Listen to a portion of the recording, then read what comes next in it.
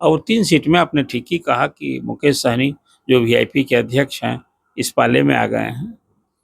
Assembly के पिछले चुनाव में तो याद करना चाहिए आपके व्यूअर्स को कि सीटों को लेकर बात नहीं बनी थी और जब एक टेबल से उठ खड़े हुए थे और आकर बीजेपी के साथ आए थे तो उन्होंने कहा था कि वहाँ तो हमारा पीठ में खंजर घोंप दिया गया। इस बार क्या कहा उन्होंने? इस बार बीजेपी के बारे में कहा कि सीने में खंजर घोंपा। तो चलिए, ये तो एक पॉलिटिकल बयानबाजी होती है। ये नीतीश कहीं ना कहीं मुकेश सहनी ने एक अपनी पहचान बनाई है सन ऑफ मल्लाह के रूप में निषाद समाज को लेकर के, और कई जो सिमिलर कास्ट हैं उनको मिलाकर एक संगठन भी बनाया था। और उनका मानना है कि 16-17% से अधिक पॉपुलेशन की वो रहनुमाई करते हैं, उनकी आवाज़ उठाते हैं, उनके उत्थान, सामाजिक आर्थिक उत्थान के लिए वो संघर्षरत हैं।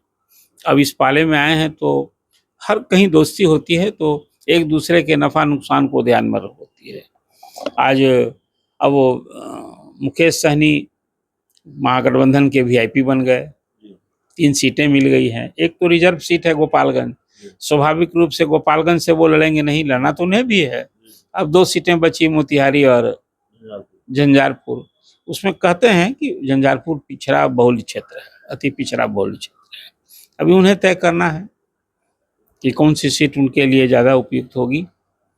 मोतिहारी लड़ें और झंझारपुर लड़ें तो उन्हीं को तय करना है। जैसे लालू जी ने 26 सीटें ली तो उन्हें तय करना था कि कौन कहाँ से लड़ेगा, तो अपनी 3 सीटें मुकेश सहनी के हवाले की और उनके साथ कल समझौता हुआ। और जो बातें आई वो आई कि न सिर्फ ही लोकसभा चुनाव के लिए, विधानसभा चुनाव के लिए भी दोनों में समझौता हुआ है।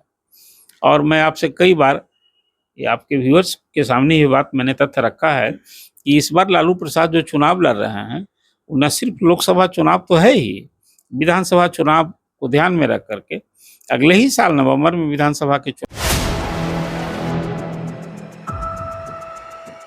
नमस्कार, आप देख रहे हैं 4 PM और मैं हूं अभिषेक मिश्रा। देखिए, बिहार में कल एक तरह से एक बड़ा सियासी खेल हो गया है, खेल ही कहेंगे इसको। मुकेश सहनी आखिरकार उनको ठिकाना मिल गया है। मुकेश सहनी अब लालू तेजस्वी यादव के साथ हैं, इंडिया गठबंधन में हैं। तो मुकेश सहनी को लेकर ये खबर तो हम आपको दिखा चुके हैं, वो आ गए हैं, 3 सीटें उनको मिली है, सब कुछ ठीक है। लेकिन इन 3 सीटों की कहानी क्या है, मुकेश सहनी के इंडिया गठबंधन में आने से इंडिया गठबंधन को कितना फायदा होगा और फायदा से ज्यादा बीजेपी को कितना नुकसान होगा, क्योंकि एक परसेप्शन तो यह भी है मुकेश सहनी को लेकर कि वो भाजपा को नुकसान पहुंचाने की हैसियत रखते हैं, नुकसान पहुंचाने का मादा रखते हैं। सब कुछ समझने की कोशिश करेंगे। हमारे साथ बिहार के जाने माने पत्रकार अरुण पांडे सर हैं।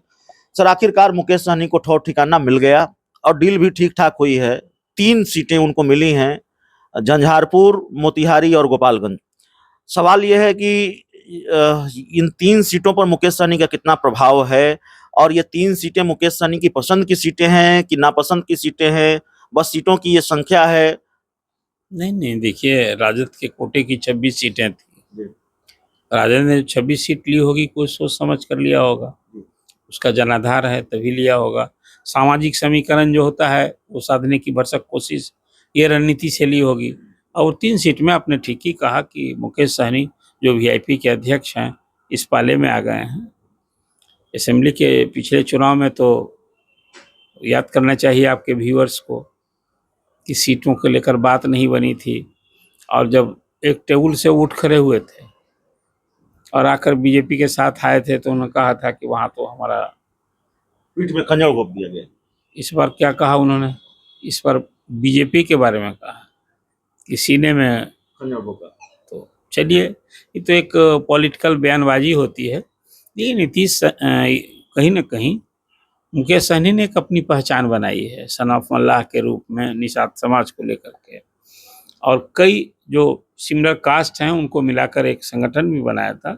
और उनका मानना है कि 16-17% से अधिक पॉपुलेशन की वो रहनुमाई करते हैं, उनकी आवाज़ उठाते हैं, उनके उत्थान, सामाजिक आर्थिक उत्थान के लिए वो संघर्षरत हैं। अब इस पाले में आए हैं तो हर कहीं दोस्ती होती है तो एक दूसरे के नफ़ा नुकसान को ध्यान में होती है।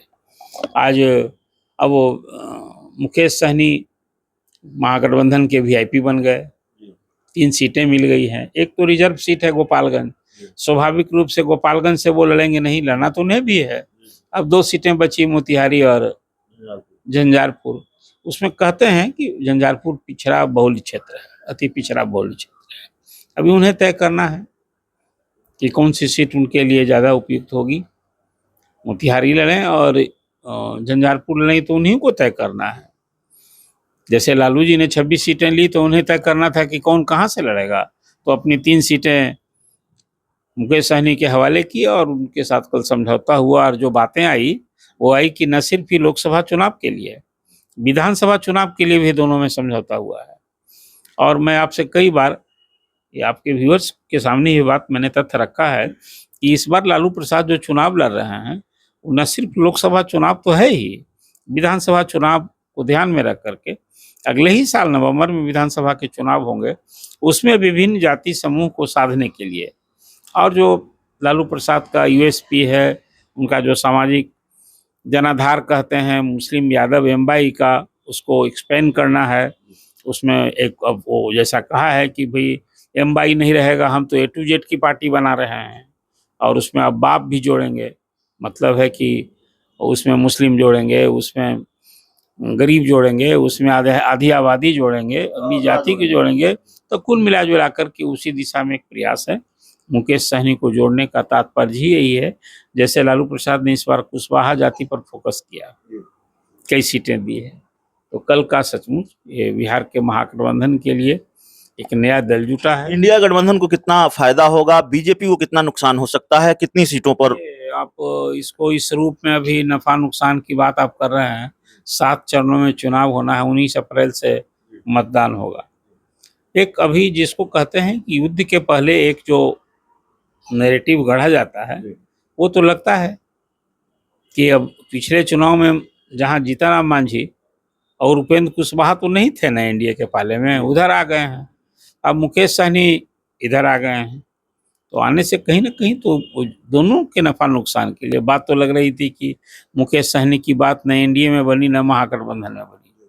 महागठबंधन तो बात बन गई। ये कल का एक बिहार का एक राजनीतिक घटनाक्रम है, और कहीं वो लगता है कि मुकेश सहनी जब बने हैं तो बीजेपी को चुनौती तो मिलेगी ही, इसको कैसे इनकार कर सकते हैं। अब वो ये देखना होगा कि क्या शेप लेता है। देखिए क्या शेप लेता है ये देखना पड़ेगा, क्या आकार लेता है ये दोस्ती, क्या आकार लेती है। और जाहिर तौर पर एक समीकरण को गढ़ने की कोशिश तो जरूर है। मल्लाह जाति के वोटरों को साधने की कोशिश जरूर होगी। मल्लाह जाति का वोटर मुकेश सहनी के साथ है। इस पूरी रिपोर्ट में इतना ही। बहुत बहुत धन्यवाद।